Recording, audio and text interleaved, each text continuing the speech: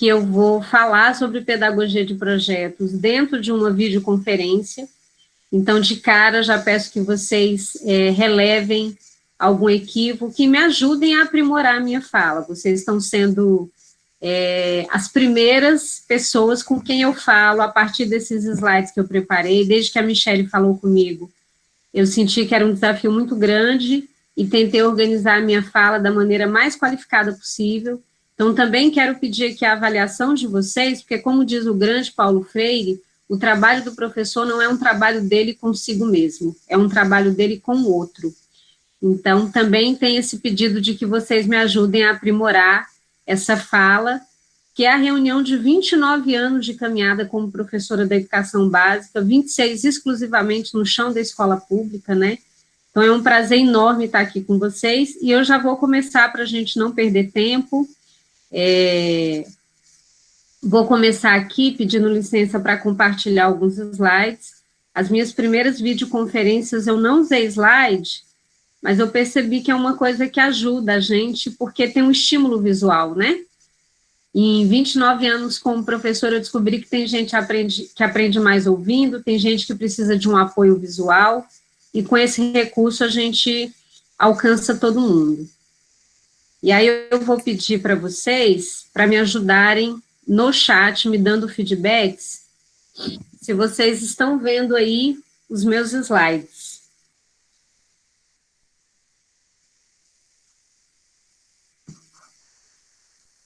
Eu estou com o chat aberto aqui no celular, eventualmente vocês vão me ver olhando para o lado, para acompanhar aqui o que está sendo postado no chat, porque o Meet tem isso, né? Quando você apresenta, você não consegue ver a movimentação do chat. Então, eu estou em duas contas, estou em dois espaços aqui, no computador e no celular. Aqui no meu celular já aparece a minha tela. Aparece para vocês também o título? Pedagogia de projetos transgressivos. Aparece. Ótimo, maravilha. Então, vamos lá. Eu escolhi como... Estamos começando às 9h33, né? Eu escolhi como imagem para ilustrar essa minha fala, uma imagem que mostra um dos momentos do projeto Mulheres Inspiradoras, com os meus alunos, né, em 2014, e já acho importante dizer a partir de que base teórica eu vou falar, porque é claro que isso é fundamental, é o que orienta toda a nossa conversa, né, e as minhas grandes inspirações para essa conversa são esses pesquisadores que aparecem aí. O grande Paulo Freire, né, se eu poderia dizer assim, quem é que define a professora que eu sou, sem dúvida, é Paulo Freire. Eu gosto muito de toda a obra dele, mas, para mim, Pedagogia da Autonomia é uma das mais importantes. Então, muito do que eu vou falar está baseado na Bell Hooks, no Pedro Demo, no Paulo Freire, e a base teórica sobre pedagogia de projetos ou projetos de trabalho, especialmente, está no Fernando Hernandes, que é esse pesquisador espanhol que fala sobre pedagogia de projetos. Na verdade, ele não usa o termo pedagogia de projetos, ele usa projetos de trabalho. Mas eu compreendo que a gente está falando da mesma coisa. E aí, os nossos combinados, né, fazer uma fala inicial de 1 hora. Eu queria muito que a gente usasse fartamente o chat. Eu acho muito difícil conversar sem interação, mas como a gente está com essa limitação da videoconferência, o chat é o meu apoio, é o meu farol, né? Então, eu peço que vocês, na medida em que eu for falando, se surgirem dúvidas, apontamentos, discordâncias, vocês já vão colocando no chat no calor da minha fala, porque se a pessoa deixar para registrar depois, ela acaba perdendo. De cara, eu queria fazer uma pesquisa aqui e saber quantas das orientadoras educacionais que estão aqui na videoconferência, dentre essas 84 pessoas, quantas ouviram a minha fala sobre educação no contexto da pandemia. Coloquem no chat para mim só quem ouviu essa fala, né? Para eu saber o que já tem de pré-requisito da nossa conversa. Fernanda. Então, vou reiterar esse pedido para que todos mantenham os microfones desligados, porque, de fato, interfere muito, né? Ao final, eu acho que é interessante haver um debate, mas quem está com a gestão do tempo são a Michele, a Érica, as meninas aí da Gerência de Orientação Educacional. Esses slides, como eu disse, eu não quero que vocês se preocupem em ler, eu não gosto de leitura exaustiva de slide, eu acho que não funciona, né? Eles são muito mais um roteiro para eu orientar a minha fala e também um recurso didático para trazer um apoio visual para que a gente possa ter um estímulo a mais para entender os conceitos que vão ser trabalhados. E, claro, como a gente está nessa conjuntura de teletrabalho, eu vou solicitar às meninas que encaminhem via SEI uma declaração com a avaliação desse momento formativo. E, mais uma vez, quero me colocar à disposição para outros momentos formativos, né? Eu já tive numa outra parceria com a Michele, a gente falou sobre ensino remoto no contexto da pandemia para, acho que eram 4 escolas do Gama, foi maravilhoso. E aí falei sobre a possibilidade dessa conversa em relação à pedagogia de projetos, que bom que está acontecendo, porque eu fui desafiada a pensar nisso de maneira mais sistematizada. E também me coloco à disposição, Michele, para a gente conversar sobre questões étnico-raciais e de gênero na escola, que é outro tema que me mobiliza. Eu estou aqui desde o começo, eles fizeram uma espécie de apresentação, uma chegada, um check-in, mas eu queria retomar esse check-in, gente, para aqueles que... Porque eu estou conhecendo muitos de vocês agora, né? Então, se vocês puderem colocar aí o nome, a escola, a regional, o tempo de atuação, e qual a expectativa que traz para essa reunião, especificamente em relação à pedagogia de projetos. Eu queria que a gente se desafiasse a pensar assim, o que eu já sei sobre pedagogia de projetos e o que eu gostaria de aprender. Né, eu tenho. Isso pode me ajudar a qualificar um pouco mais a minha fala para atender as necessidades de vocês, tá? Então, quem puder colocar aí no chat para mim, o nome, a escola, o tempo de atuação e dizer o que eu sei sobre pedagogia de projetos e o que eu quero aprender. Não deixem de colocar aí no chat, porque vai orientar a minha fala. E eu tenho aprendido que a forma mais significativa da gente refletir sobre teoria é aproximá-la da prática e da nossa própria vida. Então, também nesse exercício de provocar vocês a estarem aqui comigo, eu queria fazer uma outra provocação, né? Ainda não vi chegar aqui no chat a Sônia. Será que é a Sônia do Gama, gente, que está aí? Sônia é uma querida, eu acho que é, porque eu vi uma apresentação, acho que a câmera dela estava desligada. Sônia, prazer te rever.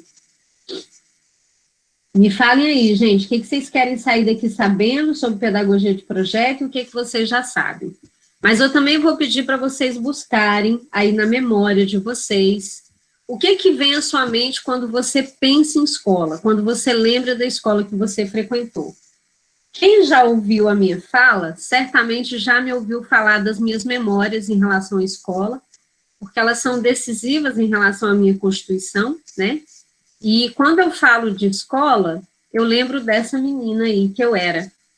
Na palestra que eu dei para o pessoal do Gama, eu até comentei que no dia 11 de abril, nesse contexto da pandemia, eu completei 29 anos de secretaria e fui tentar resgatar uma foto minha do meu primeiro ano como professora. Quem está entrando agora, gente, documente tudo. É tão bom a gente ter registrado a nossa trajetória.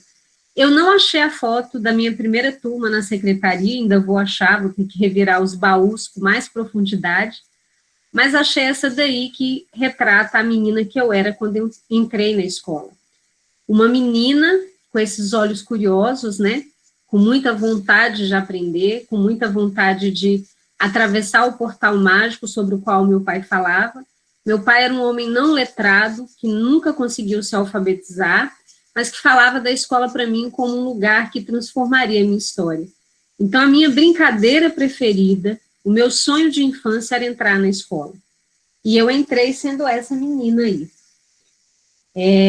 Vão me dando feedback, gente, estou falando muito rápido, me falem aí no chat. Vocês estão conseguindo me acompanhar? Porque eu tenho uma tendência a ser um pouco mais acelerada, né? Como boa capricorniana que eu sou. Então, vamos ver aqui, estão chegando alguns feedbacks. O ritmo que eu estou falando está dando para acompanhar, gente, ou está muito acelerado? A Glaucia disse que está bom. Então, vamos lá. Então, olhem bem para essa menina, que em 1979 atravessou os portões de uma escola pública pela primeira vez aos 7 anos de idade. Olhando para ela, o que, que a gente vê aí? Eu comentei um pouco, né? Vontade de aprender, esperança. Um ano depois que eu estava na escola, eu era essa menina aí. E aí eu vou pedir para vocês, podem continuar fazendo check-in, é assim mesmo, tá, gente? Conversas paralelas no chat, é assim que funciona, para ficar mais interativo e mais dinâmico. Comparando essas duas meninas, né? A primeira, que entrou na escola, e a segunda, um ano depois de imersão na escola, é a mesma menina ou vocês percebem alguma diferença? Ó, 1979, 7 anos de idade, 1980, 8 anos de idade. A Maria Juliana disse que está muito diferente, né? O que você percebe de diferente, Maria Juliana? Coloca aí no chat para mim. Alguém da orientação educacional do Guará também disse que tem muita diferença. O que está de diferente? A segunda está assustada. A segunda foto parece mais triste. Exatamente. Quando eu entrei na escola, como eu disse para vocês, eu tinha uma representação idealizada de escola, que eu acho que toda criança tem, né?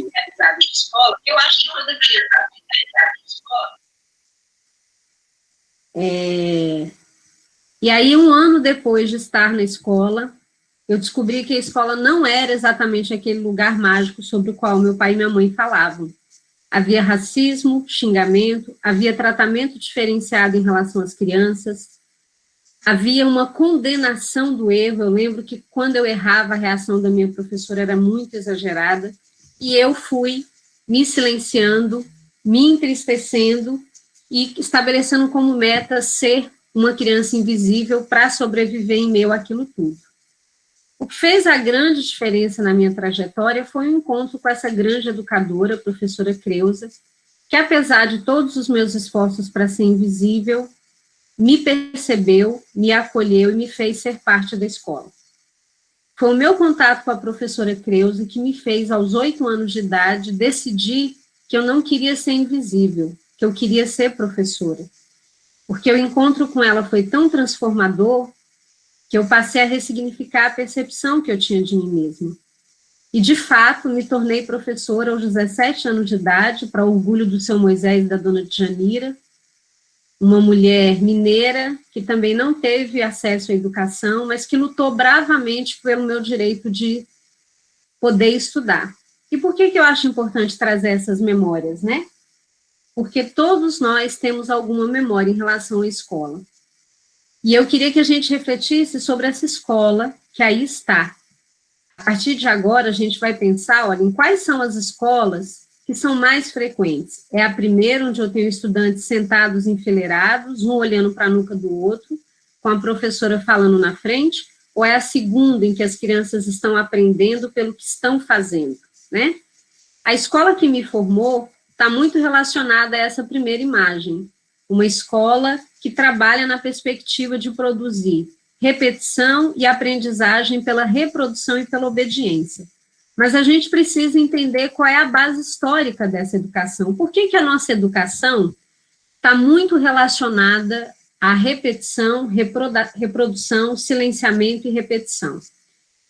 Em 2003, eu tive um processo de adoecimento muito sério, né? Quem já ouviu a minha palestra deve se lembrar que eu falo sobre isso, porque quando eu me encontrei com a professora Creuza aos 8 anos de idade e me tornei professora, eu decidi que eu queria ser professora para fazer exatamente aquilo que a professora Creuza tinha trazido para a minha vida, transformação. Eu não queria ser professora para simplesmente ter um emprego ou um salário, eu queria ser professora para ter um propósito e um sentido para a minha vida. E aí, quando eu comecei a trabalhar, durante 10 anos eu trabalhei com as séries iniciais, quando eu fui para os anos finais, eu tomei um susto, porque eu percebi que os estudantes viravam as costas para a escola. Eu fui estudar, pesquisar para responder essa pergunta, por que os estudantes viram as costas para a escola? E eu descobri que os estudantes viram as costas para a escola porque, primeiro, a escola vira as costas para eles. Nós, de fato, temos uma escola que trabalha muito na perspectiva de acreditar que o professor tem que ser o centro do processo pedagógico e que cabe ao aluno obedecer, ouvir, reproduzir e copiar. E aí, de lá para cá, eu fui buscando ressignificar a minha prática pedagógica, e isso exigiu que eu pensasse sobre as bases históricas da nossa educação. Eu poderia trazer vários teóricos aqui, mas eu vou falar especificamente da Paula Sibilia, que ela traz uma reflexão sobre a escola como uma tecnologia, e ela ajuda a gente a entender por que a nossa educação é o que é, né? E ela traz aqui uma reflexão sobre o fato de que a gente tem na escola hoje paredes corroídas, e que a escola, se vocês olharem só para o que está negritado, ela tem duas funções muito marcantes. A função confinante e disciplinadora e uma função de galpão ou depósito. Isso tem uma origem, isso não começou hoje, nem há 100, nem há 200 anos. Isso começou há muito mais tempo, porque está relacionado ao nosso processo de colonização, né? A gente sabe que existe uma diversidade de metodologias, escolas, concepções, mas há predominância de uma educação bancária, instrucionista colonial. Existem várias explicações para essa base histórica da educação, mas muito orientada pelo que a Paula Sibilia diz, e pelos estudos decoloniais, eu queria fazer uma reflexão sobre o nosso processo de colonização. O processo de colonização no Brasil, que começou em 1500, segundo os estudos decoloniais, ele não para lá. Ele traz efeitos que vêm repercutindo até hoje na colonialidade do ser, do poder e do saber. Então, mesmo que a gente hoje não seja mais colônia de Portugal, os processos de colonização violento que demarcaram a base histórica do Brasil, eles continuam trazendo efeitos, né, para o nosso processo identitário e também para a nossa educação. E qual é a marca do processo de colonização? É você ter homens brancos categorizando como inferiores homens e mulheres que ele percebia como diferentes. Então, quando o homem branco chega aqui e descobre os indígenas, ele os define como selvagens, como incivilizados e como bárbaros, simplesmente porque eram diferentes deles, né?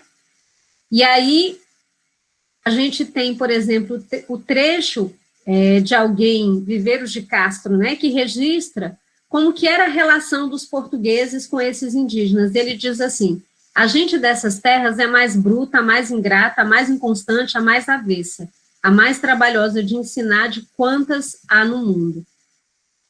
Tem um pesquisador, um filósofo, que influenciou muito. Tudo que a gente sabe sobre educação hoje tem muita relação com o que Kant disse. Ele teve e tem influência nos intelectuais do seu tempo e até nos dias de hoje. E o Kant fala uma coisa que para nós hoje pode parecer muito chocante, mas ele disse o seguinte: a disciplina converte a animalidade em humanidade. Só com esse instrumento nas mãos é possível dominar a barbárie. Ele diz mais: esses selvagens, ainda que prestem serviços durante muito tempo aos europeus, nunca se acostumam com o modo de viver deles. Então, para Kant, os indígenas e mais tarde as pessoas negras que migraram para o Brasil forçosamente, né, por força do tráfico, ele denuncia uma espécie de brutalidade que seria inerente a essas criaturas. O animal ainda não desenvolveu em si mesmo a humanidade. Isso é chocante, mas como diz a Paula Sibilia, o Kant é um dos pensadores de maior influência na nossa tradição, e as reflexões dele contribuíram muito para consolidar a instituição escolar como nós conhecemos hoje. Então, por mais que a gente fique chocado de ver o Kant dizendo que indígenas e pessoas negras eram bárbaros, que precisavam de disciplina, né, para serem educados, e, infelizmente, essa é a base que orienta muito os processos educacionais. E dali para frente, a gente teve o processo de modernização, né, que é essa lógica de tentar impor uma hegemonia e asfixiar todas as outras manifestações de saberes, epistemologias e identidades. o homem branco se definiu como o ideal universal a ser seguido por todos os outros. E, em nome de impor essa civilidade, essa modernidade, vários processos violentos foram desenvolvidos. E a escola é parte disso, né? A escola foi criada como uma tecnologia de outra época que queria impor uma determinada língua, impor um modo de ser e agir, está como um braço mais tarde, né, do processo de industrialização e do capitalismo. Então, a escola é uma tecnologia, a escola que nós temos hoje, ela é tecnologia de uma outra época. E aí, a Paula Sibília diz o seguinte: a incompatibilidade aqui sugerida entre a escola como tecnologia de outra época e a garotada de hoje seria um sintoma sumamente eloquente desse desajuste histórico que hoje vivemos. Então, a gente sempre vai ouvir docentes reclamando da indisciplina dos estudantes, da resistência. Essa indisciplina, muitas vezes, é a manifestação desses estudantes para dizerem assim: essa escola que vocês estão me oferecendo, ela é uma escola de outra época, eu não me reconheço nela, eu não me percebo nela. Nela eu não posso falar e não sou ouvida, eu não posso agir, eu sou reduzido a espectador do professor. Tem um teórico de quem eu gosto muito, chamado Bernard Charlot, é um teórico francês que mora no Brasil e desenvolve pesquisa há anos, e ele diz que a indisciplina, muitas vezes, é o único espaço que o jovem tem para se manifestar na escola, e para indicar a contrariedade dele em relação ao que a escola está propondo. Então, nós temos uma escola do século XXI, do século XIX, docentes do século XX e estudantes do século XXI. É claro que isso vai gerar um descompasso e um abismo muito grande. Se a gente tem a escola como uma tecnologia de outra época, a gente precisa transgredir o que a própria escola está propondo, porque essa escola que aí está, ela resiste à mudança, ela tem dificuldade de conversar com o seu tempo, porque, é como eu disse, é uma escola que foi pensada para uma outra época, para outras demandas e para outra sociedade. A sociedade que se impôs é uma sociedade altamente tecnológica, digital, que olha para essa escola e mais enxerga nela uma peça de museu que parou no tempo. A escola não vai mudar se a gente não provocar essas mudanças. E aí o querido Fernando Hernandes fala que é necessário transgredir a própria escola. E ele aponta vários aspectos em que a gente precisa transgredir. O primeiro é essa visão da educação escolar baseada nos conteúdos apresentados como objetos estáveis e universais. A gente aprende na escola que o que está nos livros sequer pode ser contestado. Só que o conhecimento, ele se transforma o tempo inteiro e ele não é neutro. O conhecimento depende de quem o produz, das condições culturais, das identidades das pessoas. Então, até pouco tempo atrás, a gente apresentava para os nossos estudantes a personalidade Pedro Álvares Cabral, a personalidade Cristóvão Colombo, como grandes heróis desbravadores. Hoje, a gente sabe que eles foram as lideranças que iniciaram processos de colonização violentos, perversos, brutais, que corresponderam ao genocídio de 40 milhões de indígenas nas Américas. Então, o conhecimento não pode ser apresentado como algo estanque, fechado e incontestável. Infelizmente, é assim que a escola apresenta. E isso precisa ser transgredido, né? Um outro ponto que a gente precisa transgredir é a visão da aprendizagem vinculada ao desenvolvimento e conhecida como construtivismo. O problema aqui é acreditar que aprender está relacionado apenas a aspectos biológicos e fases do desenvolvimento, descontextualizando isso de questões culturais, de relações de poder, da construção das identidades. Então, a gente sabe que, por mais que a psicologia defina quais são as fases do desenvolvimento humano, essas fases, elas não existem à revelia da cultura. Então, a gente também precisa pensar na aprendizagem relacionada às questões culturais, questões de poder e questões identitárias. E sobre o papel dos afetos no aprender. Não se pode reduzir essas e outras circunstâncias a uma visão da psicologia que tenha seu interesse em sobre como os indivíduos se apropriam dos conhecimentos denominados de científicos e relacionados com as disciplinas escolares, aos quais mostra como entidades estáveis, ordenadas e compactadas. Então, enquanto a escola lidar com o conhecimento como se ele fosse algo incontestável, e se ela continuar lidando com a aprendizagem como algo meramente relacionado às questões de desenvolvimento humano, sem trazer para o escopo da aprendizagem as questões culturais e as relações de poder, ela vai continuar atuando como uma tecnologia de uma outra época.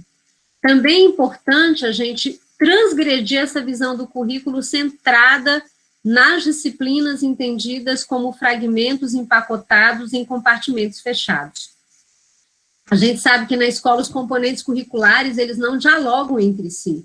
Por mais que a gente tenha a interdisciplinaridade como um princípio do currículo em movimento, materializar isso a partir da nossa prática pedagógica ainda é um grande desafio, porque a gente apresenta o conhecimento como se ele já viesse separado por disciplinas, e a gente sabe que essa separação por disciplinas e componentes curriculares é uma articulação do conhecimento para ele ficar mais acessível.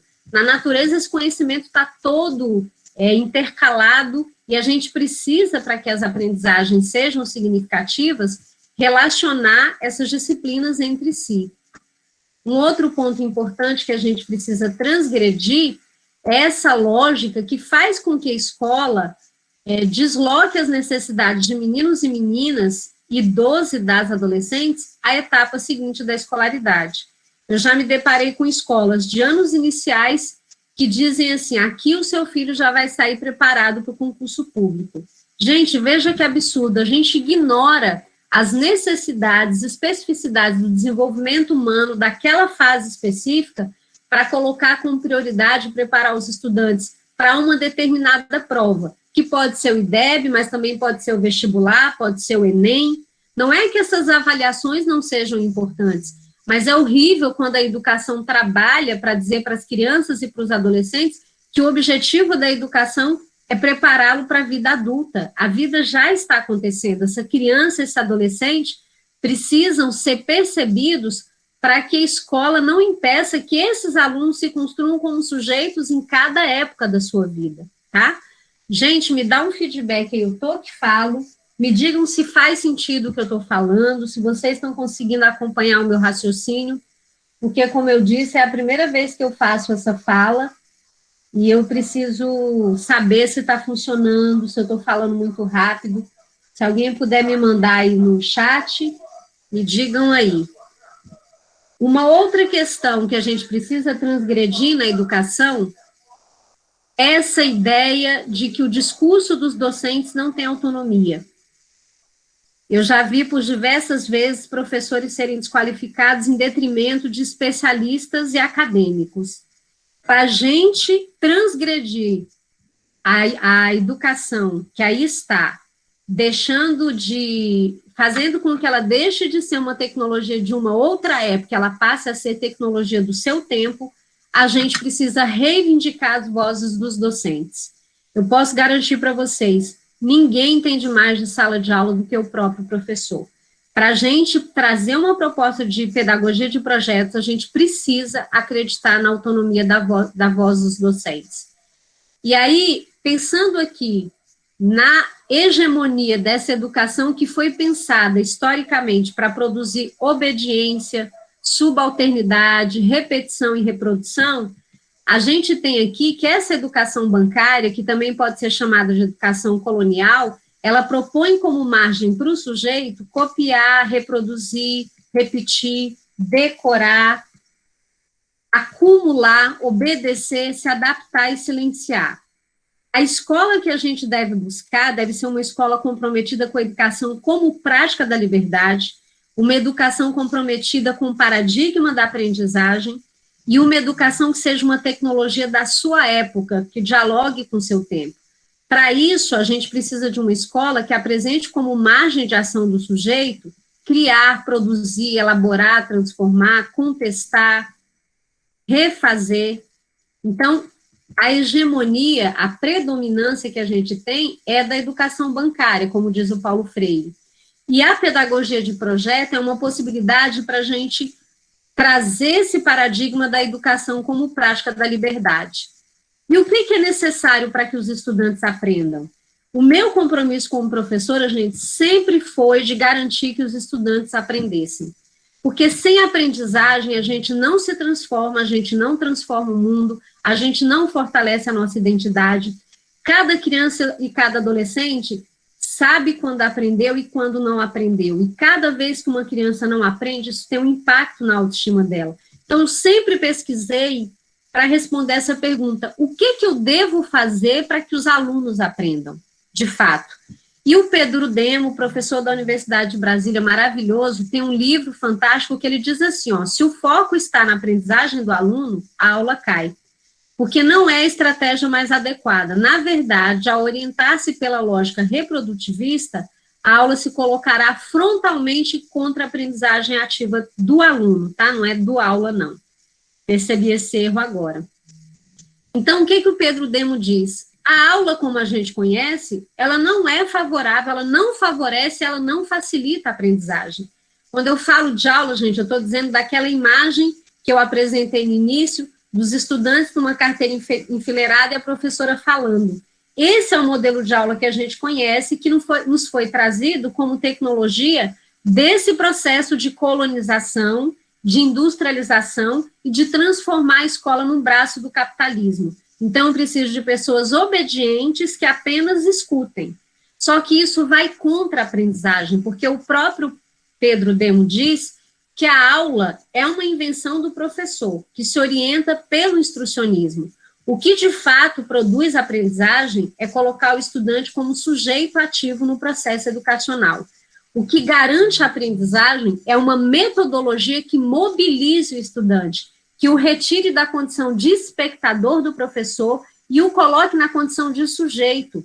No paradigma da educação bancária, colonial, instrucionista, o estudante é mero objeto. É como se fosse uma gaveta onde eu vou depositar conteúdos. No paradigma da aprendizagem decolonial e da educação como prática da liberdade, o estudante é sujeito, ele age, contesta, cria. E aí, como é que a pedagogia de projeto se alinha e colabora para a aprendizagem ativa?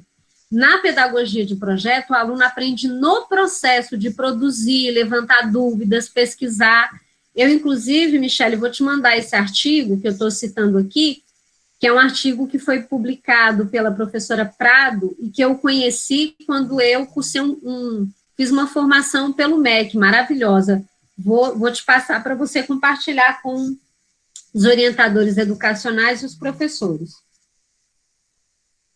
A Prado diz que na pedagogia de projeto, o professor deixa de ser aquele que ensina por meio da transmissão de informações e ele passa a ser aquele que cria situações de aprendizagem. O nosso objetivo como professor, é fazer com que o aluno aprenda, não é dar aula.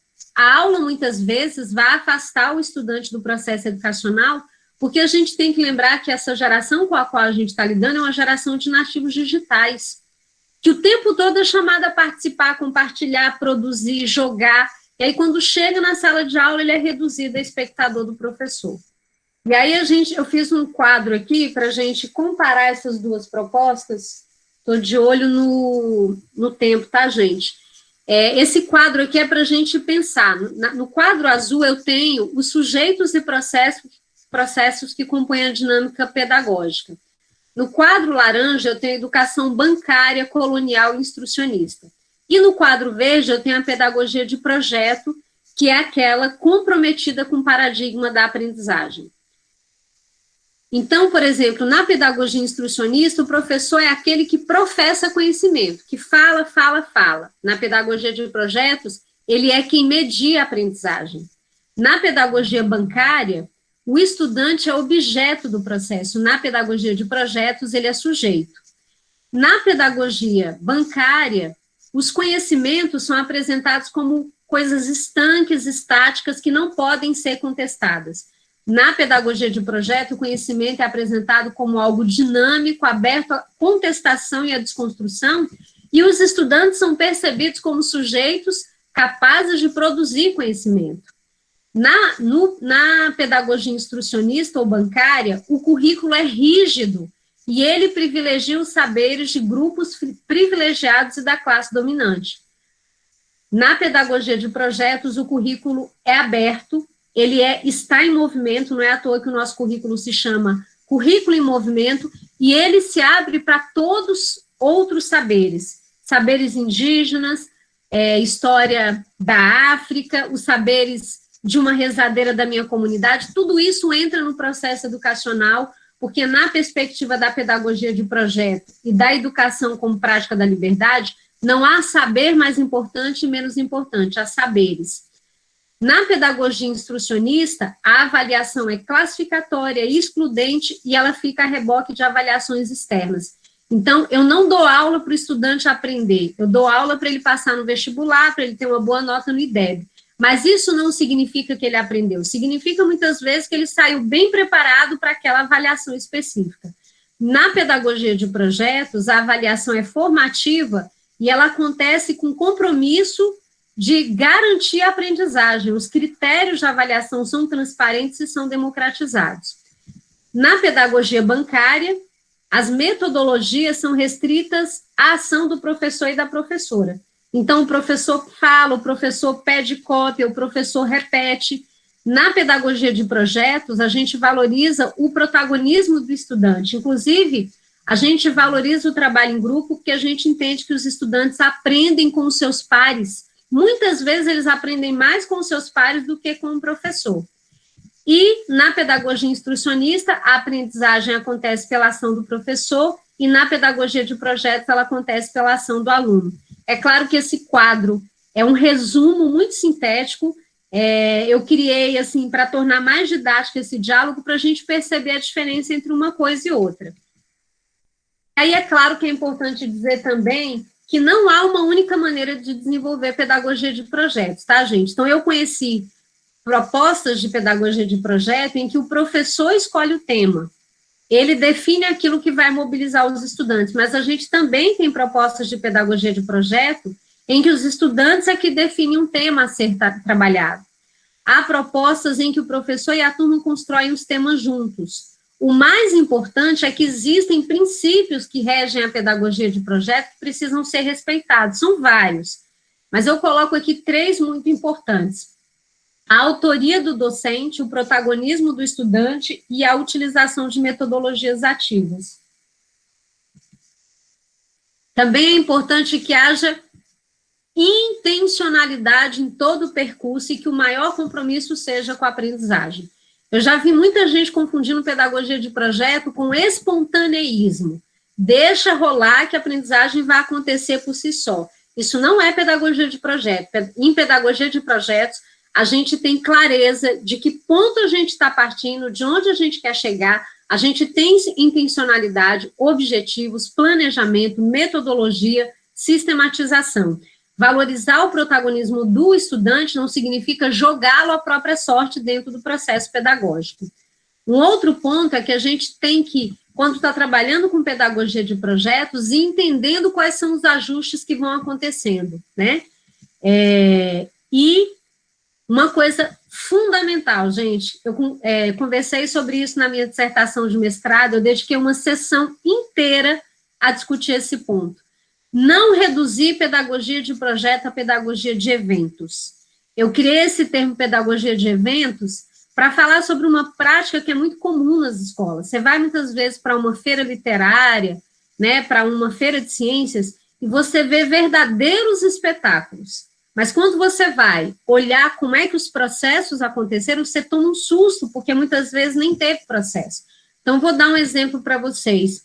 Teve um ano que eu trabalhei com uma professora maravilhosa, mas ela era muito presa à questão de ensino de língua portuguesa só pelo ensino de categorias gramaticais. E eu já gostava de trabalhar com letramentos, produção de texto, leitura. E aí chegou a feira literária e cada um de nós tinha que fazer alguma coisa. E eu lembro que quando eu fui visitar o estande dela, eu fiquei impressionada, porque ela tinha produzido, junto com os alunos, gibis a partir de contos do Machado de Assis. Eu falei, gente, que coisa fantástica. E aí os alunos estavam lá expondo, e eu perguntei, e aí, como é que foi esse processo? Eu imaginei, deve ter levado uns 2 bimestres, até os estudantes conhecerem a obra do Machado de Assis, compreenderem, dominarem o gênero história em quadrinho, entender a especificidade desse gênero, fazerem a transposição. Falei, nossa, eu quero conhecer. Quando eu conversei com os estudantes, eles disseram assim, a professora entrou na sala, falou que quem fizesse um gibi com um conto do Machado de Assis ia ganhar 5 pontos. Aí a gente fez. Não teve processo. Então, ali olhando para o evento, né, estava muito bonito, os gibis e tal. Gente, e ninguém faz isso por mal. Essa professora é uma das professoras mais dedicadas que eu já conheci, comprometida, uma amiga muito querida, né? Mas o que acontece? A gente não tem uma cultura dentro da escola de processo, a gente tem uma cultura de evento. E o problema do evento é que é exatamente isso, evento, é uma coisa passageira, sem profundidade. Então, a pedagogia de projetos, ela tem um compromisso com a riqueza dos processos. Processos com intencionalidade geram aprendizagem. Então, muitas vezes, você vai numa feira de ciências linda, mas o que aconteceu na sala de aula está muito relacionada à educação bancária. O professor ficou falando, aí de um dia para o outro ele pediu um trabalho para os alunos mostrarem na feira, né?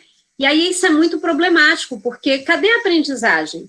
A gente não quer só um evento que encha os olhos, né? A gente quer a aprendizagem verdadeira. E aí, estou vendo aqui que o tempo acelerou, eu acho que a melhor maneira de eu falar para vocês sobre pedagogia de projetos é trazendo um exemplo prático, né? Normalmente, antes da Michele me pedir essa formação, eu falava sobre pedagogia de projetos a partir de uma oficina, porque aí os professores e professoras exploravam os instrumentos didáticos, conheciam os processos, né? Então, eu vou trazer uma reflexão sobre pedagogia de projetos a partir do projeto Mulheres Inspiradoras. O projeto Mulheres Inspiradoras foi criado em 2014, ele foi resultado de um longo processo de ressignificação da minha prática pedagógica, quando em 2003 eu tive uma depressão muito séria, e eu descobri que as aulas que eu estava dando não estavam fazendo sentido, porque eu falava, mas os alunos não se envolviam. Então, eu me aproximei da pedagogia de projetos, porque eu queria atribuir sentido ao meu trabalho. E o Mulheres Inspiradoras é o acúmulo de 17 anos de leitura, pesquisa, 3 especializações pela UNB, muitos cursos de extensão, e o mais importante, testando o que funcionava e não funcionava com os estudantes, porque não tem receita, gente. É você, por isso que a gente defende a autoria do docente, porque é o docente que vai entender o que funciona. Então, a questão que eu identifiquei era a falta de envolvimento dos estudantes. De 2003 a 2017, eu me ressignifiquei como professora, fui me qualificar pelas formações, experimentei diferentes metodologias, trabalhei com vários projetos, trabalhei com o projeto Arandela, Jogue Limpo com a Sua Escola, Leitor, Escritor. Ao longo desses 17 anos, eu desenvolvi diferentes projetos relacionados à pedagogia de projetos. E eu sempre pedia o feedback dos estudantes. Inclusive, parte da pedagogia de projeto, na perspectiva em que eu trabalho, é colocar os estudantes o tempo todo para avaliar o meu trabalho. Definir objetivos de aprendizagem, selecionar conteúdos, assim. Então, eu aprendi que a pedagogia de projeto, ela parte de um compromisso e de uma concepção de que, para aprender, o estudante tem que ser sujeito. Para ele ser sujeito no processo de aprendizagem, eu, como educadora, preciso ter um compromisso ético com a aprendizagem dele, né? E aí, eu já começo falando das várias etapas do projeto. Então, o projeto Mulheres Inspiradoras propôs a leitura de obras escritas por mulheres. A gente estudou 10 biografias diferentes de mulheres inspiradoras, entrevistamos mulheres de Ceilândia, os alunos entrevistaram mulheres inspiradoras da vida deles, a gente promoveu uma mostra de vídeo sobre o uso consciente das redes sociais, tivemos um encontro com a escritora Cristiane Sobral, organizamos uma mostra de trabalhos produzida pelos alunos, fizemos um trabalho específico sobre a Lei Maria da Penha, e no final publicamos esse livro aqui, que é o produto final do projeto Mulheres Inspiradoras, né, que os alunos escreveram. E aí, como é que esse projeto começou? Eu acho que muita gente já ouviu a minha palestra, mas eu vou só para situar vocês, o projeto Mulheres Inspiradoras começou, como eu disse, quando eu queria ressignificar a minha prática pedagógica, e para isso eu passei a prestar mais atenção nas conversas dos alunos, e eles falavam muito de redes sociais.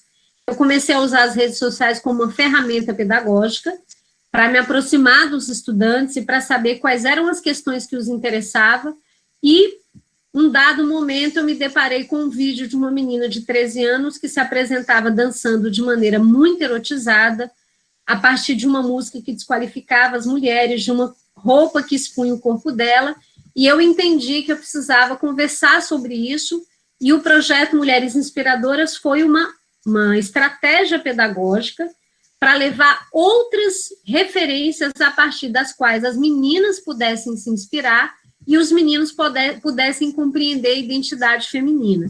Então, o próprio projeto Mulheres Inspiradoras, ele nasce desse meu compromisso de uma aprendizagem que esteja relacionada à realidade dos alunos, e não uma aprendizagem que coloque o saber numa cápsula, né, fechada do mundo. E aí, o projeto foi desenvolvido de fevereiro a dezembro de 2014. Para vocês terem uma ideia, alguns dos processos levaram 2 bimestres. Então, a escrita do texto que compôs o livro, os estudantes começaram a escrever o texto em maio e a gente terminou em dezembro. Porque é um processo, na pedagogia de projeto, os processos são muito ricos, consistentes, você o tempo todo está redirecionando o seu trabalho para atender a necessidade de fazer com que o estudante aprenda. Então, ao todo, são 7 sequências didáticas, eu escolhi uma sequência didática para conversar com vocês, para ilustrar esse processo. A sequência didática em que a gente estudou a biografia de grandes mulheres, Desculpa, gente, eu tenho falado muito e a minha voz está meio precária, que estou tendo que beber água o tempo inteiro. Então, por exemplo, na perspectiva da pedagogia associada à educação bancária, para eu estudar a biografia de 10 mulheres, o que eu faria? Eu, professora Gina, entraria na sala de aula e ia contar a história dessas 10 mulheres. Ia ficar falando e os meninos ouvindo. Eu já sabia que isso não funcionaria e não produziria aprendizagens significativas. Então, eu queria que eles estudassem a biografia de 10 mulheres, produzissem cartazes, folders e seminários. Detalhe, esses cartazes, folders e seminários não era para tirar nota. Tinha um interlocutor. O cartaz seria para os colegas de sala e para a escola conhecerem essas mulheres. Os folders circulariam dentro da sala. E o seminário também seria para compartilhar esses saberes. Por quê? Eu separei as turmas em 10 grupos e cada grupo ficou com a biografia de uma mulher. Então, o grupo que estava pesquisando a Anísia da Silveira ia receber o folder do grupo que estava pesquisando a Rosa Parks para que eles conhecessem essas biografias. Uma coisa que eu aprendi em pedagogia de projeto é que a gente tem que combater essa cultura de mandar o estudante fazer um trabalho para tirar nota. Isso empobrece o trabalho do aluno. Então, quando eles produziram um texto, por exemplo, eu não queria que eles produzissem um texto para tirar uma nota. Eu queria que eles produzissem um texto que fosse ser lido, que fosse circular, que tivesse um interlocutor real, né? Então, qual foi o processo criado nessa sequência didática para garantir que eles conhecessem a biografia dessas 10 mulheres de maneira qualificada a partir de metodologias ativas? Primeiro, eu defini quais eram os conteúdos que eu queria abordar. Então, havia muitos conteúdos, passando por gêneros textuais, estruturação de parágrafo, concordância nominal e verbal, oralidade, tudo isso que está no currículo em movimento.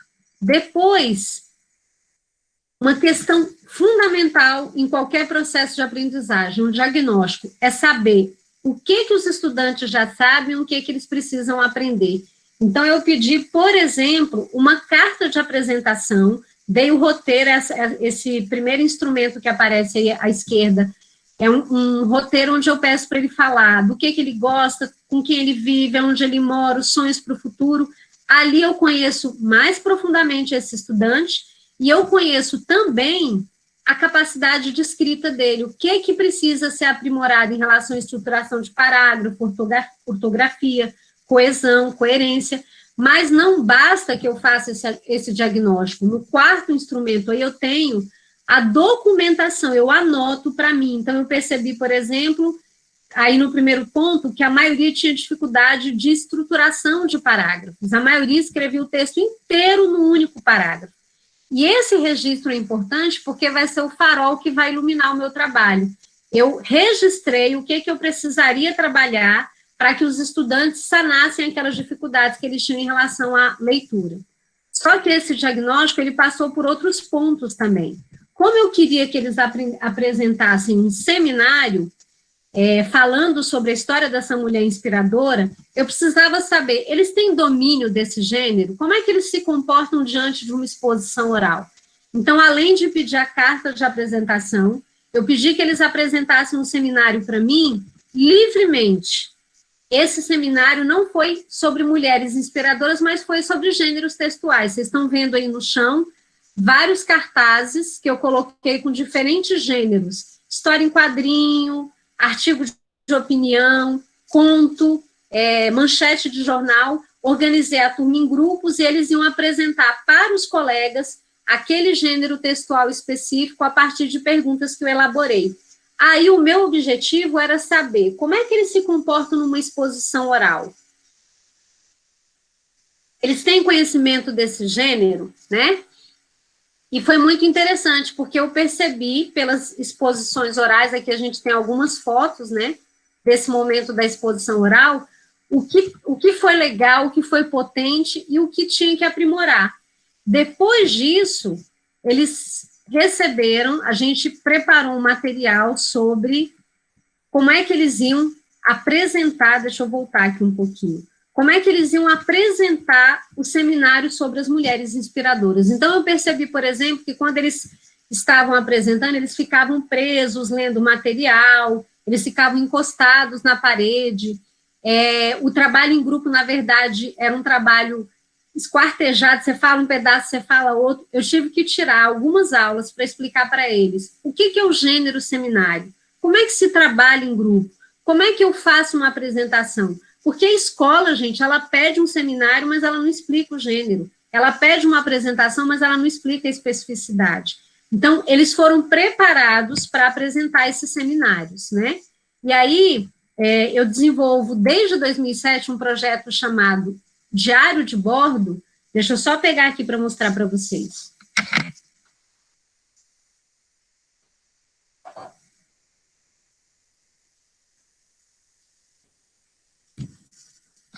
O diário de bordo, gente, é um recurso que eu criei para que os estudantes me ajudem a aprimorar o meu trabalho.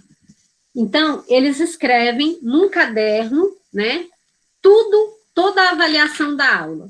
E a gente constrói um ambiente de confiança em que eles sabem que podem falar para mim o que eles realmente pensam, né? Eu até queria ler um trechinho de um diário de bordo aqui, mas eu acho que eu não vou encontrar. Esse diário de bordo é uma forma criada para que o estudante dê o feedback da aula, para que ele fale o que ele gostou, o que ele não gostou, o que ele aprendeu, o que ele não aprendeu. E isso acontece ao longo de todas as minhas aulas desde 2007. Isso foi fundamental para eu aprimorar o meu trabalho, né? E aí também há processos dentro da pedagogia de projeto em que o aluno é avaliado e ele se avalia. Então, eles fazem o diário de bordo e recebem uma ficha de avaliação sobre aspectos textuais. Então, ele mesmo pensa, o texto que eu escrevi apresentou os principais acontecimentos da aula, ele está estruturado em parágrafo, os parágrafos foram organizados em frases e períodos, e eu não sei se eu falei, né, gente, sou professora de língua portuguesa, então meu trabalho é muito voltado para a leitura e escrita. Então, ele faz o diário de bordo, ele recebe uma ficha dizendo o que foi bom e o que precisa ser aprimorado, e no próximo diário de bordo ele sabe, é isso que eu tenho que melhorar. Então, ele participa ativamente do processo de aprendizagem dele, sabendo em que ele avançou e no que ele precisa melhorar. E aí, esse foi o material que eu preparei para orientá-lo sobre o seminário. Depois que eu vi quais eram os problemas que eles apresentaram na primeira exposição oral que eu pedi, essa exposição oral foi uma espécie de diagnóstico, eu preparei um material personalizado, detalhado, explicando para eles como é que se faz exposição oral e pedindo e compartilhando com eles, na verdade, os critérios de avaliação. Eu não sei se dá para vocês verem aí, mas nesse quadro eu tenho cartaz, apresentação oral e folder. E eu disse para eles o que eu ia olhar em cada ponto. Um outro problema que essa educação bancária traz é o aluno é avaliado e muitas vezes ele nem sabe como foi avaliado. O professor pede um cartaz, olha para o cartaz e fala, esse ficou bonito, eu dou tanto, esse ficou feio, eu dou tanto. E na pedagogia de projetos, né, na educação como prática da liberdade, a gente tem um compromisso com a transparência dos critérios de avaliação, porque isso faz parte do processo de aprendizagem. Se eu sei como eu serei avaliada, eu tenho condições de ter um desempenho melhor, né? E aí, a gente precisa destacar, como eu disse, que valorizar o protagonismo não significa abandonar, pelo contrário, trabalhar com pedagogia de projetos exige do professor uma sistematização e um planejamento muito mais cuidadoso. Então, quando eu fui trabalhar, por exemplo, pedindo para eles fazerem um folder e um cartaz, eu descobri que eles não sabiam questões básicas sobre como fazer um cartaz, o que é folder, quem é o interlocutor, qual a especificidade desse gênero. Então, preparei um material específico orientando sobre como se elabora um cartaz, como se elabora um folder, tivemos uma aula prática, vejam, tudo isso foi um processo até eles apresentarem um seminário, né? E aí, a ficha de avaliação na pedagogia de projetos, a avaliação precisa ser materializada em instrumentos que sejam adequados, então essa ficha foi apresentada para eles com antecedência, eu coloquei aí os aspectos que eu ia observar na apresentação oral, clareza e objetividade, coerência das informações que foram levadas.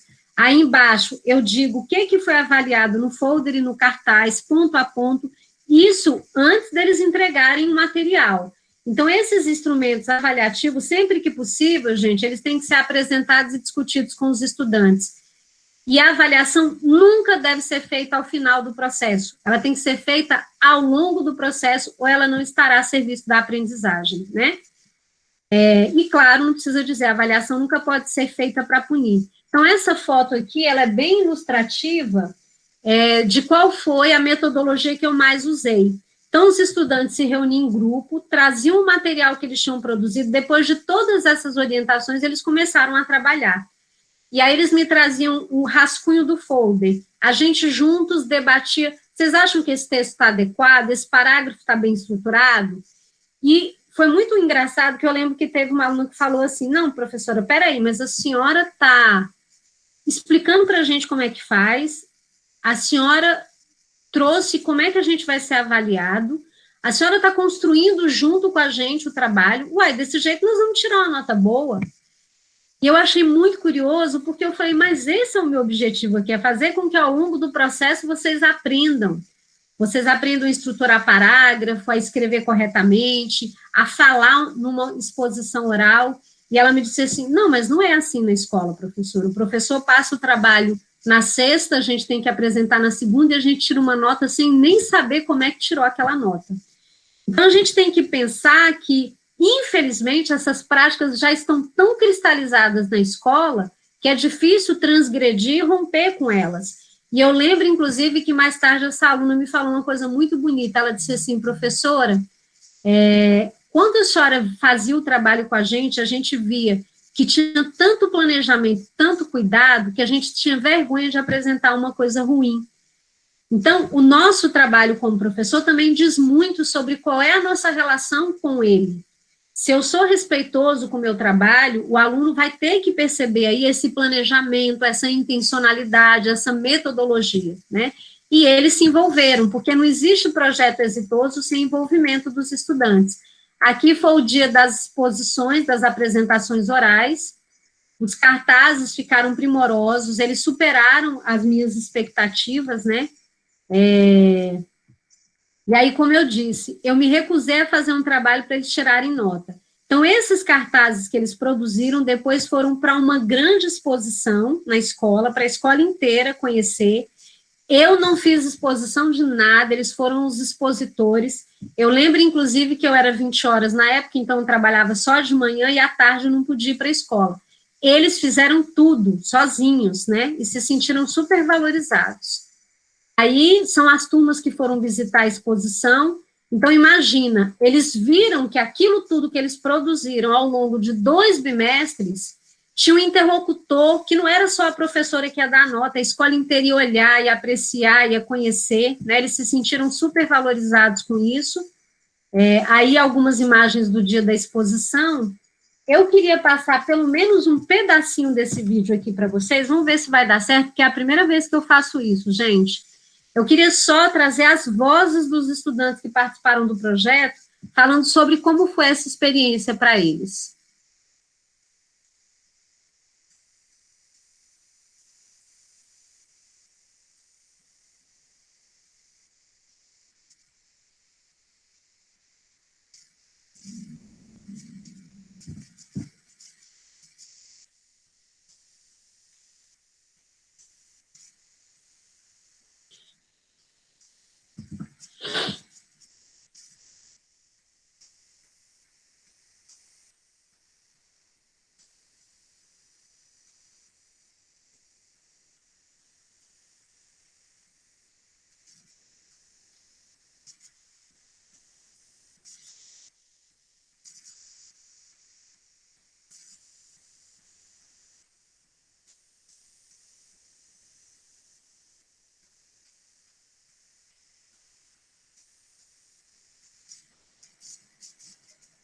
Gina, o áudio tá sem som.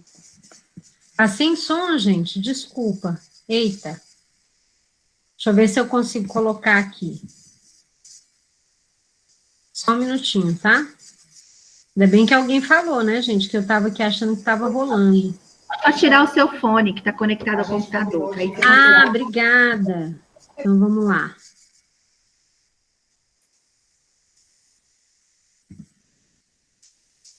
Me falem aí no chat se funcionou, tá, gente? Por favor, Michele.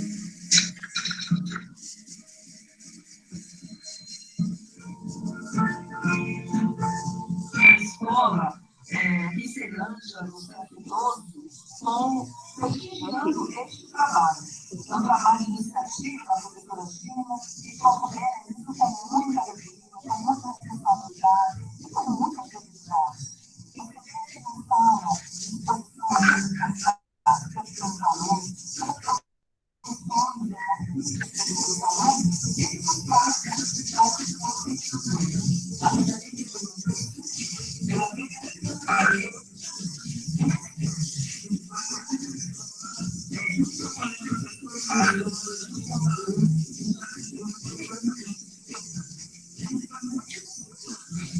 Gente, eu vou dar uma acelerada, porque o que me interessa é vocês ouvirem os estudantes. Peraí, só um pouquinho. Deixa eu voltar aqui para a Duda.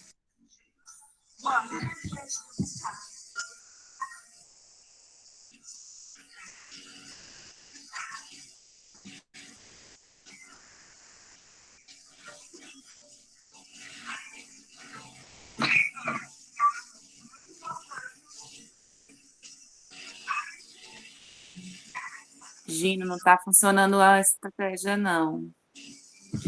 É o O som quê? tá bem baixinho. Tá baixinho o áudio? Eu acho que não vai, e fica travando um pouco, assim, sabe? Ah, entendi. Tá, então eu vou sugerir que vocês assistam esse vídeo depois, gente, e vou dar uma acelerada aqui. Vou mandar, depois eu mando o link aqui. O que me chamou a atenção na fala, vou botar meu microfone. Essa entrevista que os meninos deram, ela foi totalmente espontânea, e o que me chamou a atenção é o quanto eles valorizaram o fato de serem ouvidos, de serem parte. Tem um último menino que diz assim, eu me senti um professor, porque a gente tem práticas que silenciam os estudantes, então quando eles podem fazer, produzir, e queria que vocês vissem a qualidade dos cartazes, né? Porque ficaram muito bem feitos, muito detalhados, justamente porque o processo foi rico, né? Se o processo for rico, o produto final também vai ser muito rico. E aqui eu já entro nas considerações finais, estou aqui de olho no tempo, trazendo uma reflexão do Fernando Hernandes sobre essa escola que aí está. Deixa eu botar aqui a minha bateria que já acabou. Ele diz assim, olha, Diante daqueles que insistem que a escola seja um aparelho reprodutor do Estado, ou que ressaltam a importância dos docentes porque não respondem às suas reformas, é preciso dizer que a escola continua sendo a instituição que pode possibilitar a maior parte dos cidadãos, sobretudo os desfavorecidos, melhores condições de vida. A pedagogia de projetos é um convite à transgressão das amarras que impedem o indivíduo de pensar por si mesmo, de construir uma nova relação educativa baseada na colaboração na sala de aula, na escola e com a comunidade. Um convite a soltar a imaginação, a paixão e o risco para explorar novos caminhos que permitam que as escolas deixem de ser formadas por compartimentos fechados, horários fragmentados, arquipélagos de docentes e passem a converter-se numa comunidade de aprendizagem, onde a paixão pelo conhecimento seja divisa e a educação de melhores cidadãos o horizonte ao qual se dirigir. E aí eu queria encerrar com essa imagem que registra o momento que eu recebi um prêmio pelo projeto Mulheres Inspiradoras, foi o primeiro prêmio que a gente recebeu, e outro dia, eu olhando para essa foto, eu fiquei pensando, né, como a educação é transformadora, porque aquela menina silenciosa e assustada, de repente, foi transformada numa professora tão sorridente, né? Eu olhei para essa foto e falei, quanto sorriso. Então, a pedagogia de projetos me mostrou, gente, que a gente pode promover uma educação onde cada sujeito, cada estudante se sinta respeitado, se sinta valorizado. E o mais bonito da pedagogia de projetos é que ela transforma os alunos, transforma os estudantes, mas ela também transforma a gente como educador, ela transforma a nossa comunidade, ela transforma a escola inteira. Então, abraçar a pedagogia de projeto é abraçar uma educação verdadeiramente transformadora. Obrigada pela paciência de vocês. Fica aí o meu Instagram para quem quiser receber algum material e continuar esse diálogo. Obrigada, Michele.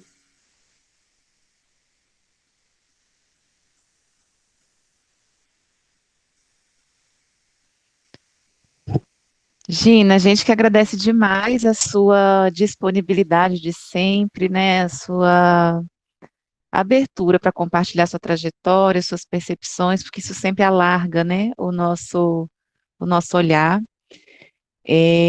Falar para todo mundo, né, em geral a Gina manda os materiais e aí eu reencaminho para que vocês possam ler o artigo, né, da Prado, vocês possam, de repente, também ir se aprofundando.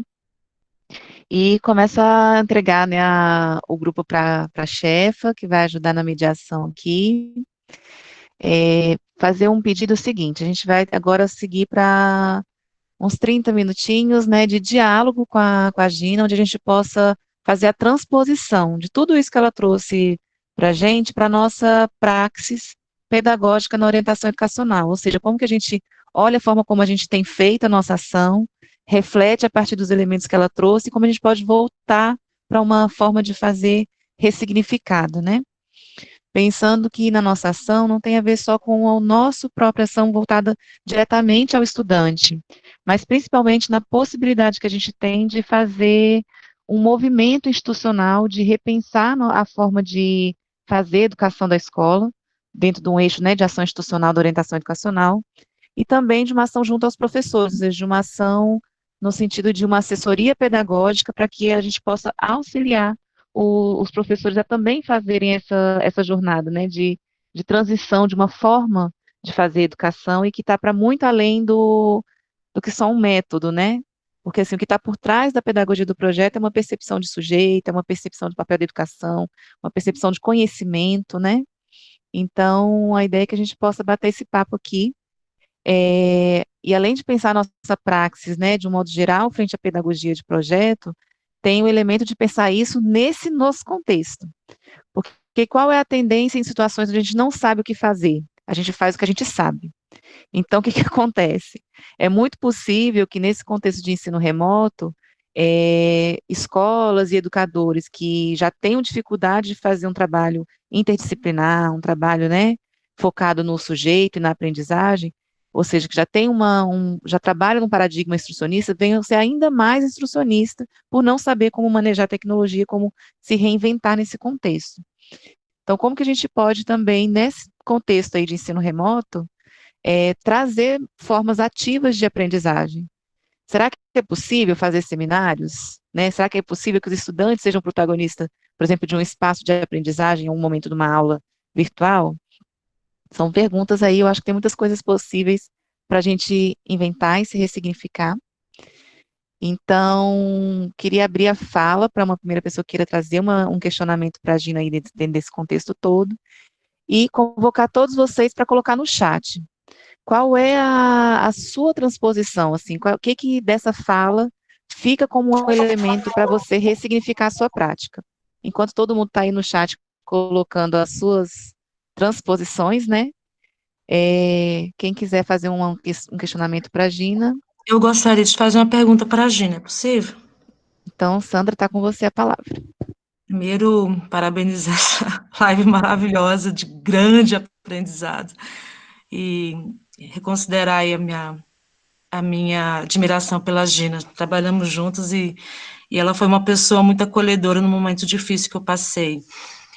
Gina, a sua fala, ela vem de encontro a todas as nossas necessidades e também de encontro de tudo aquilo que a gente acredita, né? Todos nós aqui acreditamos nessa pedagogia, acreditamos nesse modo de ensino. Só que a gente também ouve isso nas nossas coordenações, a gente coloca toda essa beleza na educação que a gente sonha em ter. Mas quando parte para a prática, a gente volta para as mesmas, né, para a mesma pedagogia, para as mesmas angústias, e a gente sempre sonha com essa educação transformadora.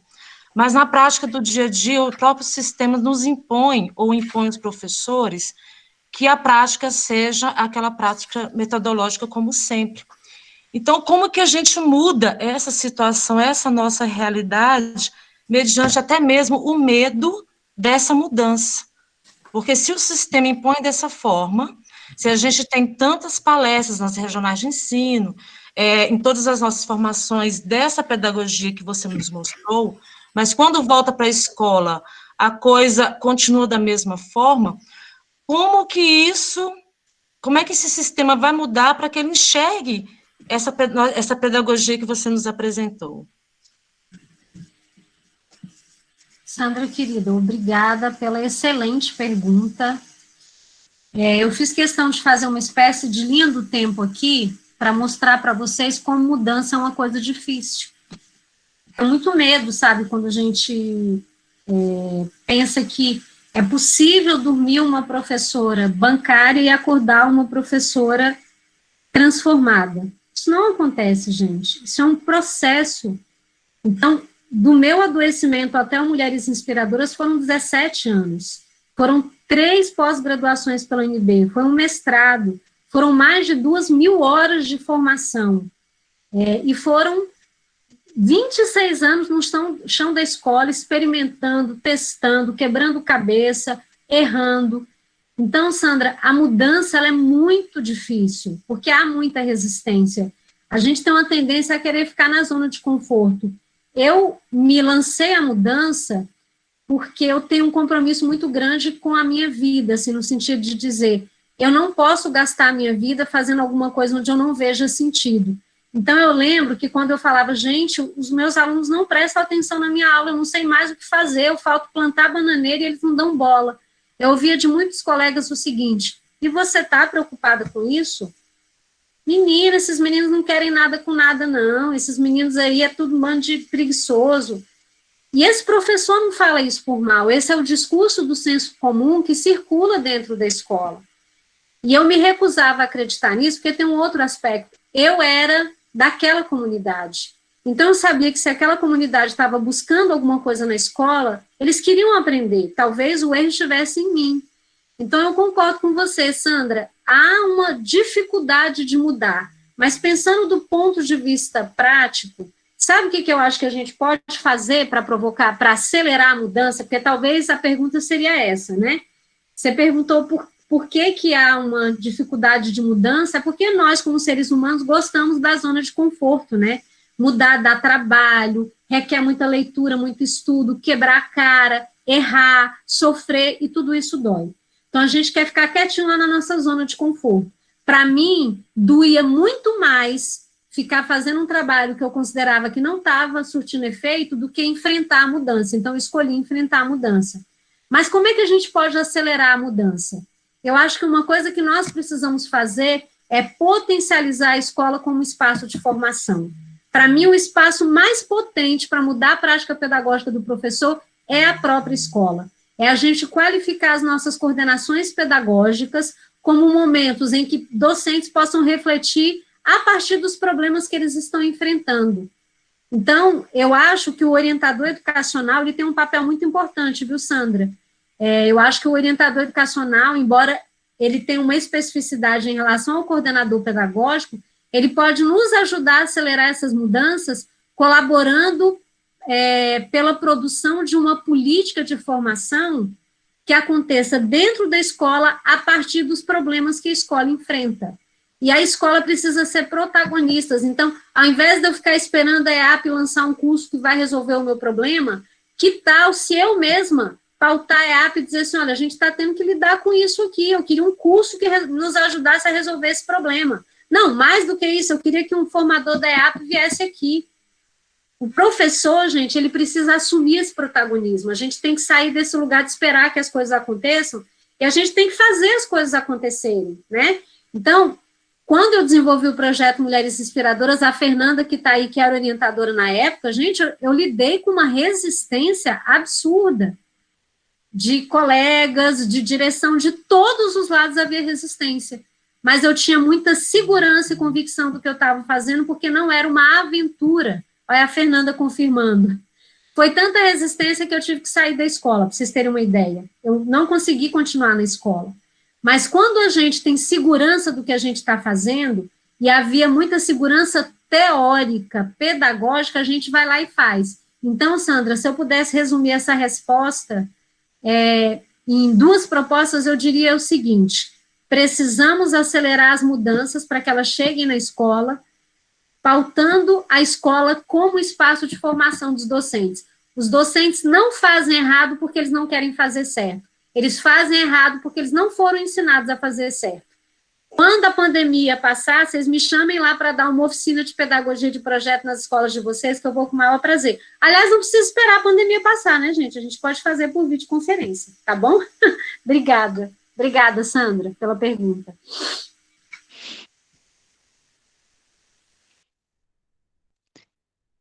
Tem algum colega que quer trazer uma outra inquietação para a gente pensar junto? Michele, posso? Pode, deve. Bom dia, Gina. Foi muito bom, né, estar ouvindo você falar. Eu sou Alcineide, eu sou da Escola do Campo, que é o SEDE PADEF. Lá são vários projetos, lá a escola não tem muita entrave com relação à pedagogia de projetos, né? E o que é a minha dúvida?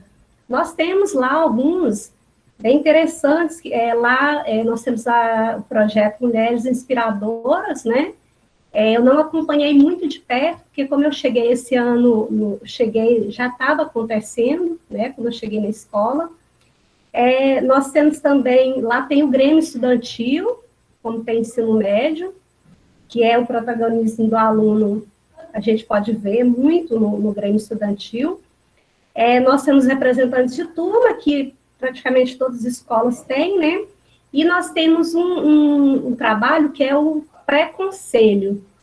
Quando nós chegamos na escola, a orientadora anterior, que era a Nádia, já tinha implementado na escola, que é o momento em que os estudantes avaliam a escola como um todo, né? Então, eles têm a voz, nós vamos nas turmas, né? E eles têm um momento, a gente faz uma ata em que eles dão sugestões de que forma que a escola pode melhorar e de como eles podem contribuir para que essa escola melhore. A minha pergunta para você é: que outros caminhos que a orientação educacional pode seguir, né, com esse objetivo de promover o protagonismo dos estudantes, né? Que outras sugestões você daria para a orientação educacional? Obrigada. Perfeito.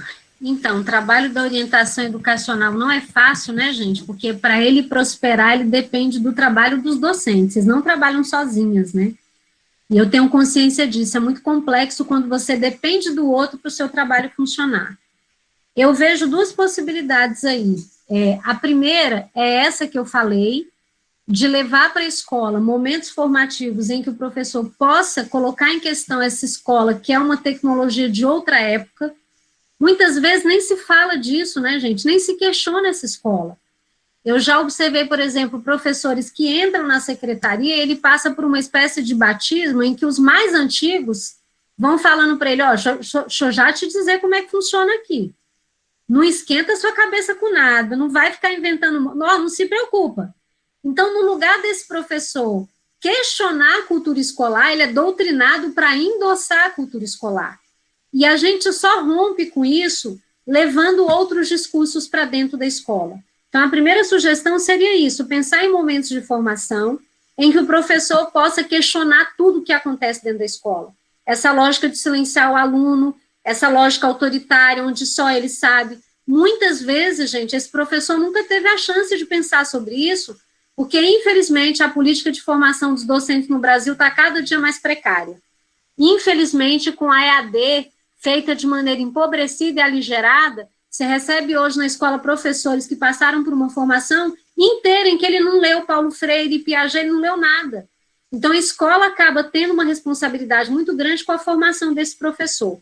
Uma segunda forma da orientação trabalhar em relação a isso, Alciene, é valorizando as iniciativas dos estudantes. Ao longo da minha caminhada como professor, eu vi muita tentativa de mobilização dos estudantes ser silenciada. Eles queriam montar um grêmio, não, lá vai, fazer confusão na escola, para vocês ficarem se pegando e beijando na boca, que na escola não pode ter grêmio, não. Então, valorizar a participação dos meninos. Eu lembro de uma situação em que eu fui supervisora pedagógica um único ano, é claro que eu não ia durar, né, gente, como supervisora pedagógica. E eu tinha uma máxima, quando tinha um problema de indisciplina, como é que eu resolvia? Eu chamava o professor, porque o professor encaminhava, e chamava o aluno. E o aluno tinha toda a liberdade para falar. E aí, várias vezes eu ouvi dos colegas assim, você está me chamando aqui para ouvir esse menino falar? Mas isso é um absurdo, esse menino vai poder falar alguma coisa?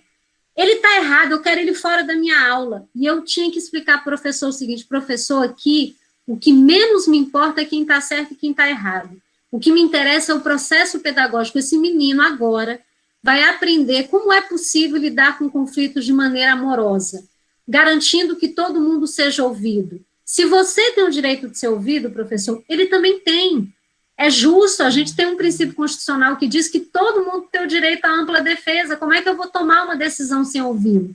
Então, o que eu fui percebendo? A escola também tem uma lógica adultocêntrica que não acredita que o estudante tem alguma coisa para dizer, que a palavra do professor sempre prevalece. É claro que eu não durei no cargo, acabei saindo, mas eu aprendi que quando os estudantes têm alguém que os ouça, e eu acho que a orientação educacional pode fazer esse trabalho de estimulá-los a projetar as vozes deles, a se organizarem. E, claro, em contrapartida, levar a formação para o professor entender a importância disso, porque senão você vai criar um cabo de guerra. Você fortalece os estudantes para participar e o professor não consegue enxergar a importância dessa participação. Se o professor tiver a oportunidade de se formar e aprender sobre isso, ele vai baixar a resistência. Porque o problema, gente, é que nós temos, Alcineide, uma escola que fala que esses meninos não sabem falar, eles não sabem participar, eles não sabem se organizar. Mas a escola não abre espaço para que eles aprendam. Ela coíbe toda a necessidade de participação, né? Então, a orientação educacional pode ter um papel fundamental de ser a grande articuladora, de estimular a formação de grêmios estudantis dentro da escola, fazer campanha, promover debate. No começo, os meninos não vão saber falar direito, vão ter dificuldade, vão ficar tímidos, mas tudo isso é processo e tudo isso é aprendizagem, né? Espero que eu tenha respondido sua pergunta. Oi. Posso falar? Eu conheço essa voz. Gina, super feliz. Gina foi, assim, tem sido uma pessoa muito importante na minha vida, né? Ela me abriu o caminho, ela me despertou. A orientação educacional, a educação é um ato político, né? E o orientador, ele deve ser água que corre entre pedras. O ano passado foi um ano muito interessante para mim, assim, entrou uma coordenadora muito aberta, que a gente construiu muitas coisas juntas. Pela primeira vez, a escola ganhou um prêmio do Simpro, um prêmio sobre feminicídio, né, redação e desenho. Havia uma resistência muito grande, e eu fui nas salas, você entende, e passei nas salas divulgando o concurso. E eu senti depois os professores se aproximando. Um outro fator também, Gina, a gente falando sobre a questão racial, também a questão homofóbica, a questão de gênero, foi que já fazia um tempo que eu não fazia um trabalho muito consistente em relação à questão racial, que é uma coisa que eu amo. E o ano passado nós fizemos a movimentação, chamamos um grupo, uma DEB, eles fizeram um trabalho bem interessante, e no final do ano nós fizemos um desfile afirmativo. Enfim, eu consegui mobilizar 2 professores, mas as coisas aconteceram. Enfim, eu trouxe roupa, convidei meu sobrinho para ensaiar o grupo, né? Outros professores se mobilizaram, mas você entende? Mas foi tão interessante, né, o evento e o processo também, que esse ano a direção já solicitou que a gente começasse esse processo. Então, você entende? Eu acho que muitas vezes a gente tem que procurar melhorar nossa formação, porque o nosso posicionamento e a nossa ação, ela abre esse espaço na escola. Concluí. Perfeito, Sônia. Eu tenho que fazer um agradecimento público à Sônia, gente. Como eu falei para vocês, aquela foto que eu mostrei no final é do primeiro prêmio que o projeto Mulheres Inspiradoras ganhou. No final, ele ganhou 13 prêmios ao todo, sendo um prêmio internacional, e recebeu o convite de 2 organismos internacionais para ser uma política pública no DF. Hoje a gente está presente em 40 escolas, e mais na rede municipal de ensino em Campo Grande.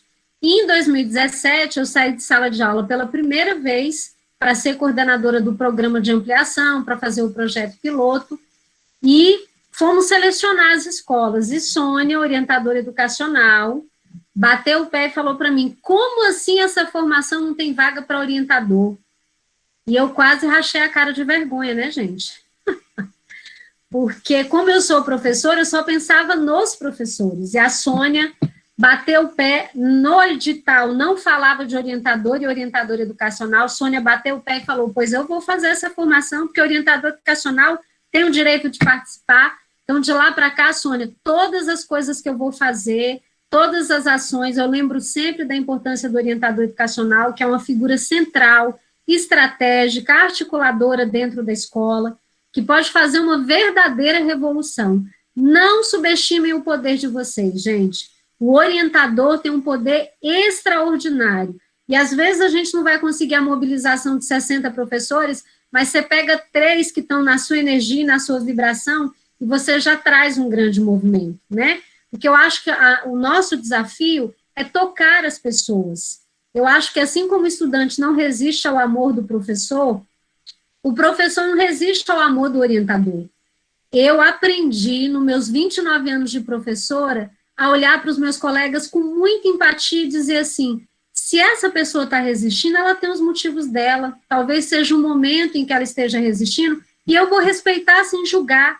Mas tem um outro que está aberto, então vou abraçar aquele que está aberto e vou dizer para aquele que está com resistência, olha, eu estou aqui com vontade de trabalhar com você e na hora que você quiser eu vou estar de braços abertos. Gente, a gente deve, porque essa escola que foi condicionada para a obediência, para o silenciamento, ela também é uma escola muito marcada por relações de disputa, de poder, por competição. E esses são processos que não constroem. Competição, disputa, não constrói. Então, eu aprendi ao longo da minha vida a ficar muito atento e olhar assim, quem é que está vibrando na energia que eu estou vibrando? Sempre tem alguém, gente. Sempre tem gente querendo mudar, querendo fazer. Aí a gente cola nesses que estão querendo fazer E às vezes aqueles que não estavam querendo fazer, vem o movimento e falam, gente, eu quero fazer parte disso, eu quero participar também, né? Então, eu, assim como o Bell Hooks, acredito que educar é um ato de amor, mas não é um ato de amor só para com o estudante, é um ato de amor para com o nosso colega, é um ato de amor para com a nossa comunidade, é um ato de amor para com nós mesmos, para que a gente possa olhar para trás na nossa trajetória como docente, como orientador educacional e dizer assim, eu fiz o meu melhor, na força da minha verdade, no meu compromisso ético, né? Então, é muito bonito ouvir você falar, Sônia, porque você traduz esse sentimento de quem compreende o seu poder como orientadora e não fica de braço cruzado, mesmo quando está tudo jogando contra, né?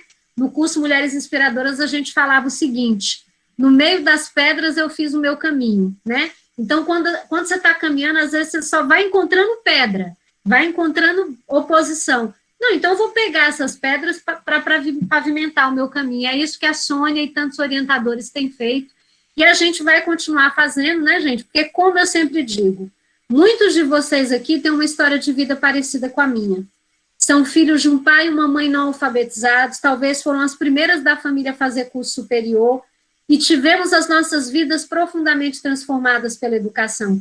Então, eu tenho uma gratidão pela educação tão grande, gente, que tudo que eu fizer para a educação é pouco, sabe? Eu olho para a minha vida e falo, que coisa fantástica que a educação fez para mim, me deu uma profissão, um projeto, um sentido, me deu uma casa própria, me deu um marido, que até o marido eu conheci no chão da escola, viu, gente? Então, eu dei muita coisa para a educação, e é um parceiraço, né? Então, que nós possamos, todos os dias da nossa vida, dizer pelas nossas ações e pela nossa prática, muito obrigado pela educação, pelo que a educação fez por nós, né? Ela é a ferramenta de ascensão social de muitos docentes que vieram das camadas mais populares. E hoje os estudantes que a gente apoia com o nosso trabalho são estudantes com uma história parecida com a nossa também, né?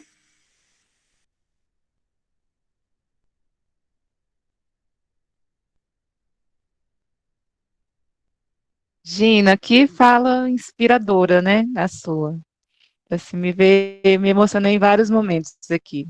Tanto no reconhecimento da força de cada orientador educacional, porque a ação que a Sônia fez e a abertura que ela fez junto a você, né, foi uma transformação. E me emociona muito porque eu acho que a gente tem pressa. Eu acho que o orientador tem pressa. A gente tem uma sede de mudança e que seja rápido, né?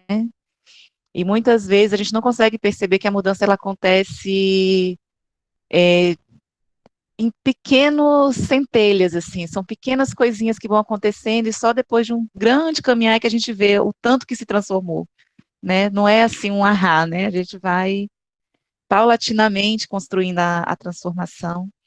E me emociona saber, né, que o movimento e a força de uma orientadora, tipo assim, não, eu posso, aqui é meu lugar, foi abrindo, né, uma porteira para tantos de nós, a ponto de colocar em você um olhar tão bonito sobre a orientação educacional, né? E eu sei que sua fala transforma outras vidas, enfim, outros educadores, então me emociona muito. Queria ver se mais alguém tem alguma fala, alguém quer compartilhar uma inquietação, um despertar que surgiu hoje, questionamento para a Gina, a gente já ir começando a colocar um laço, né, nesse momento, para a gente ir para um próximo passo no nosso encontro.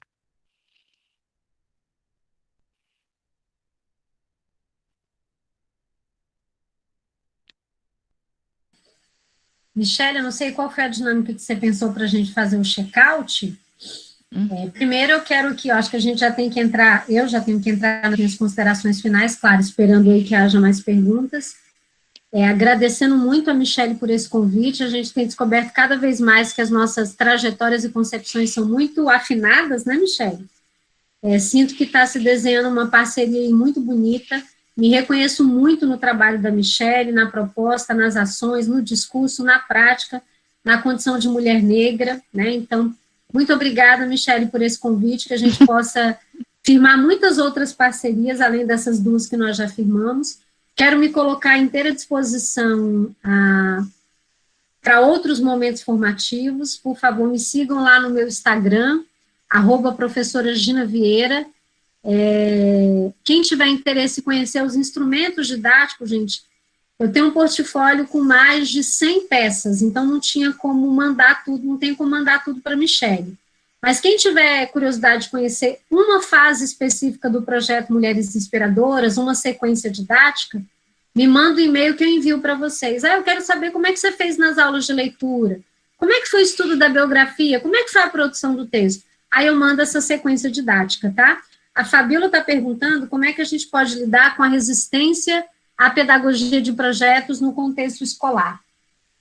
Então, o professor resiste à pedagogia de projetos porque ele não conhece outra forma de dar aula que não seja da educação bancária. Sabe aquela máxima, a gente só deseja o que a gente conhece? Eu só posso desejar trabalhar com pedagogia de projeto se eu for apresentada essa possibilidade. Então, eu lembro que no Mulheres Inspiradoras, em 2017, nunca vou esquecer uma fala de uma professora que estava há um ano de se aposentar e ela falou assim para mim: professora Gina, eu estou muito feliz e muito triste com essa formação. Eu estou feliz porque finalmente eu aprendi como dar aula com pedagogia de projeto e estou triste porque vou me aposentar e nunca me deram a chance de aprender. Então, para baixar a resistência, a gente precisa permitir que o professor pense sobre outras perspectivas, tá? Então, obrigada, Fabíola, por essa pergunta. Devolvo a palavra para a Michele, agradecendo muito a paciência de vocês de terem me ouvido nessa manhã, a paciência e a generosidade. Muito obrigada.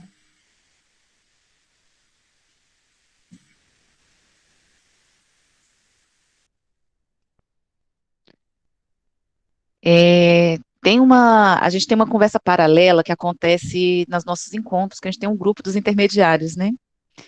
E aí tem uma sugestão da Maju no grupo dos intermediários. Maju, você quer abrir seu microfone e fazer o convite aqui para todos? Com certeza, porque eu amei a fala da Gina. A Gina já esteve aqui com a gente na Unieb em Taguatinga também. Eu até pedi para ela aí a dissertação dela, porque eu quero muito me deliciar com as palavras dela. Uma colega até chamou atenção aqui, né, de que fazer projetos, não reduzir a pedagogia de projetos à pedagogia de eventos. Gina, foi incrível essa fala sua. Vou sair daqui hoje muito agradecida. Então, gostaria de convidar os colegas para que a gente pudesse abrir os nossos microfones, as nossas câmeras, para a gente aplaudir a Gina, porque ela merece muito, muito mesmo. Então, vamos fazer isso? Gina!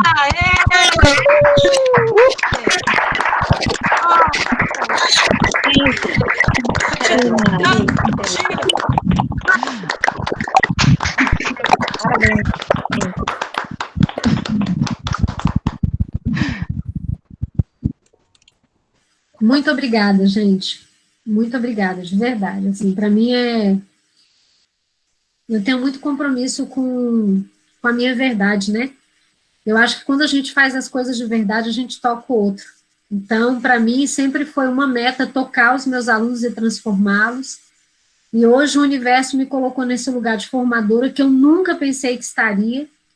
E quando eu recebo um feedback maravilhoso desse, eu sinto que está fazendo sentido. Então, enorme gratidão por esse feedback, viu?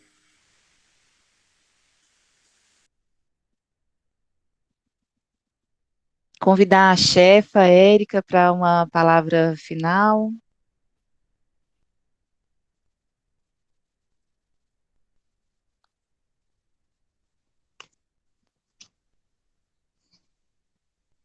Não estou vendo ela por aqui, vocês estão vendo, gente?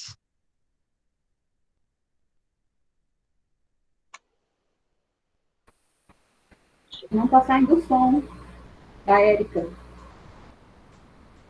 Érica, a gente não está te ouvindo. Seu microfone está acionado, mas o som não está chegando para a gente aqui. Continuamos não ouvindo.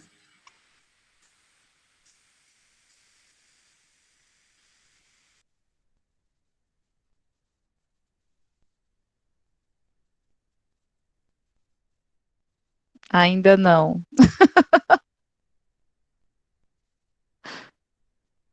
Ela, Será que que você tá pena, com quero fone? falar.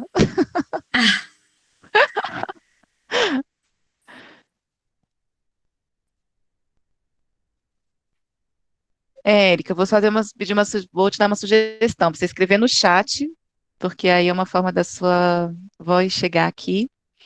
Enquanto a chefa vai escrevendo, queria saber de você, Gina, se você quer deixar uma fala final, alguma outra mensagem.